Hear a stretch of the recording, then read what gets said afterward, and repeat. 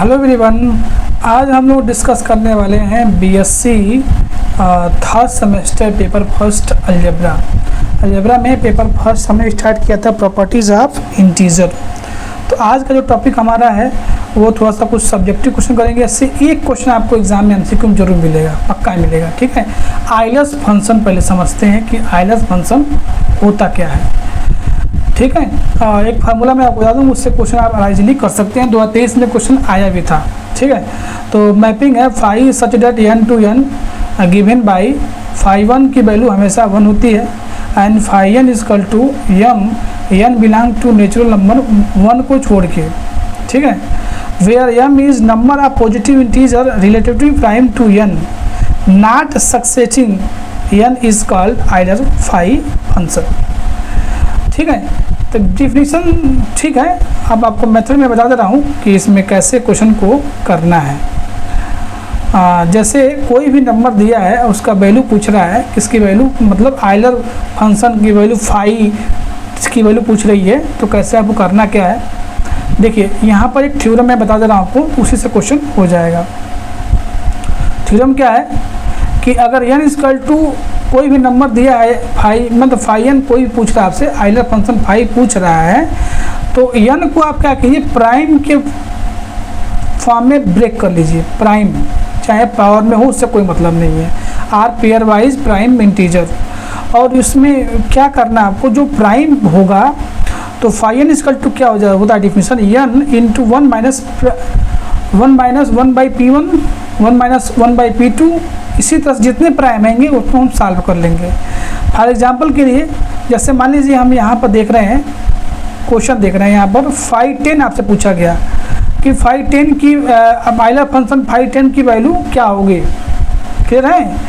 तो देखिए यहाँ पर n बराबर क्या दिया है, 10 दिया है। 10 को प्राइम में ब्रेक करेंगे तो क्या आएगा, 2 इंटू 5 आएगा।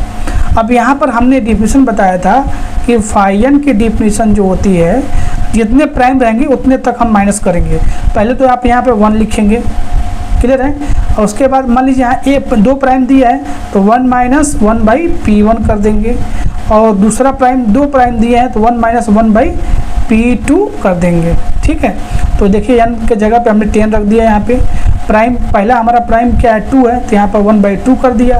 दूसरा प्राइम क्या है, 1/5 है, तो 1/5 कर दिया।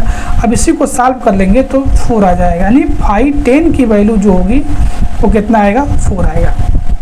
तो इसी तरह से आप इजीली निकाल पाएंगे। और भी क्वेश्चन करते हैं हम लोग, जैसे फाई 12 पूछा गया है।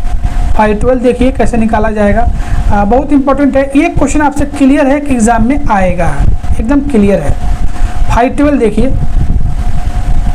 12 के फैक्टर हम कर सकते हैं प्राइम में 3 मल्टीप्लाई 4। अब 4 को लिख सकते हैं, क्या लिख सकते हैं, 2 के पावर 2 लिख सकते हैं। यहाँ भी 2 प्राइम है, एक है 3 और एक है 2।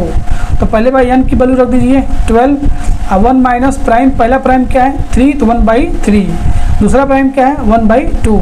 अब इसी को सॉल्व करेंगे तो 12 यहाँ पर 2/3 आ जाएगा, यहाँ पर 1/3 आ जाएगा, ये कट जाएगा, इससे 4 आ जाएगा। तो इस तरह से आइलर फंक्शन की जो वैल्यू होती है, आइलर फाई फंक्शन की वैल्यू इसी तरह से निकाली जाती है। जैसे मान लीजिए यहाँ पर आ गया 125 आपसे पूछ रहा है किसकी वैल्यू क्या होगी, तो n बराबर यहाँ पर क्या दिया है, n बराबर क्या दिया है जी, 125 दिया है। इसको प्राइम में ब्रेक करना हो तो 5 का क्या कर सकते हैं, क्यूब कर सकते हैं। तो आइलर फंक्शन के डिफिनीशन के अकॉर्डिंग मान लीजिए 125 का निकालना है तो सिर्फ यहाँ पे एक ही प्राइम है, तो n की वैल्यू क्या 125, एक प्राइम है, तो 1/1 माइनस क्या कर देंगे 5। अब इसी को सॉल्व कर लीजिएगा, वो वैल्यू आपको मिल जाएगा।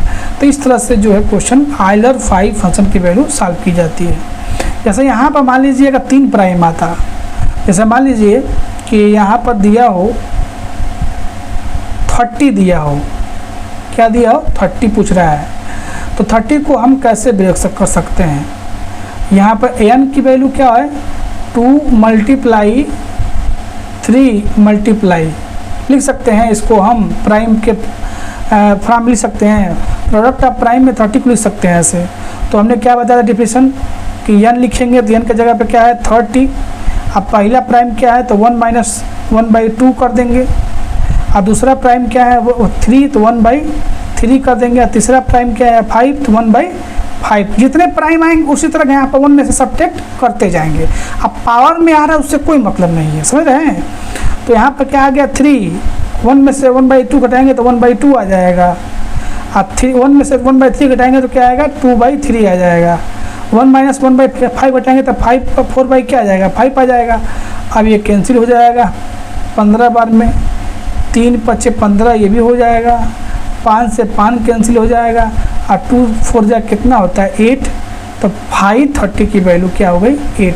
आई थिंक अब आपको क्लियर हो गया होगा कि कैसे आयलर 5 फंक्शन वर्क करता है और कैसे क्वेश्चन पूछे जाएंगे। ठीक है, चलिए कुछ इसके रिजल्ट हैं ये भी देख लीजिए, हो सकता है आपसे एग्जाम में रिजल्ट पूछ दिया जाए। ठीक है, पहला रिजल्ट क्या है हमारा है, पहला रिजल्ट है कि हमेशा φ1 की वैल्यू 1 होती है।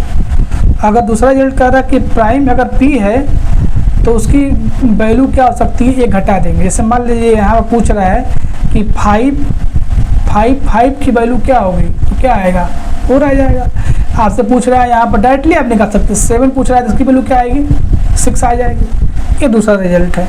तीसरा रिजल्ट है कि n1 n2 n3 nr are pairwise prime integer, then 5 n1 n2 n2 nr, इसको हम अलग अलग क्या कर सकते हैं, ब्रेक कर सकते हैं।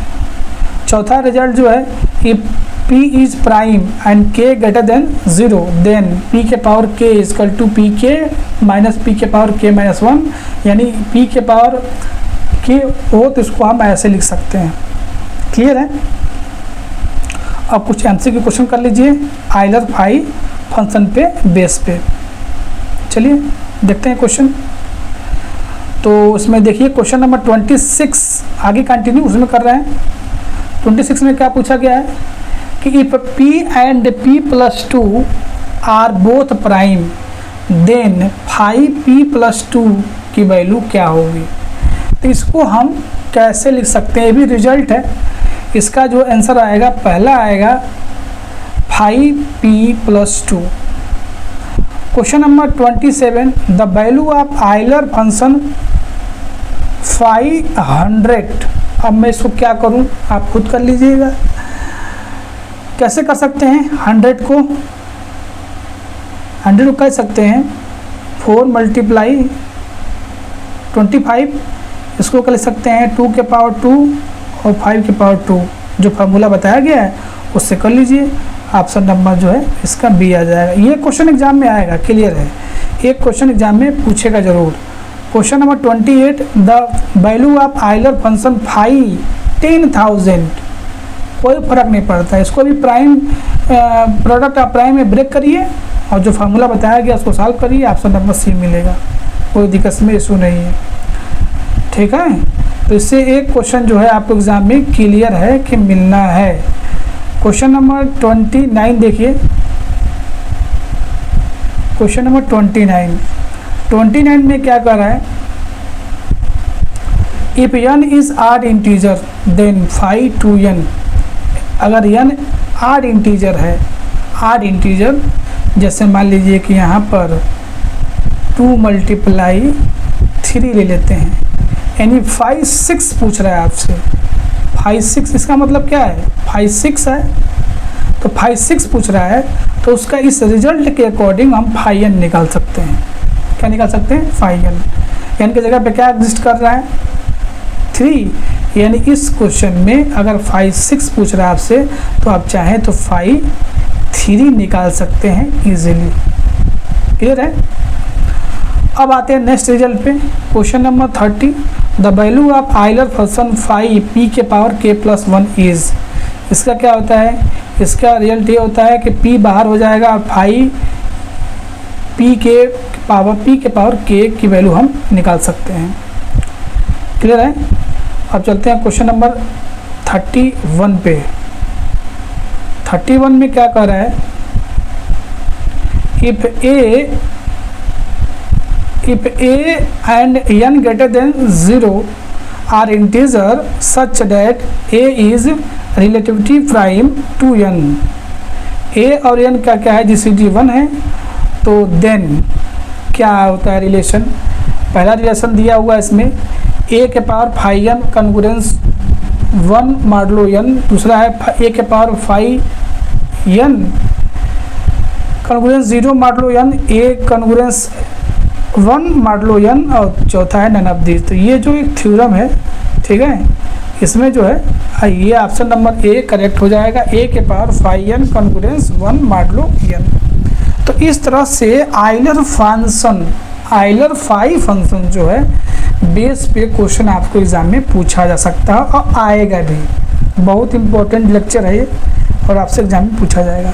चलिए इसी के साथ मिलते हैं फिर नेक्स्ट वीडियो में। नेक्स्ट वीडियो में और भी कुछ इंपॉर्टेंट क्वेश्चन हम लोग डिस्कस करेंगे, ठीक है। तब तक थैंक यू, बाय बाय।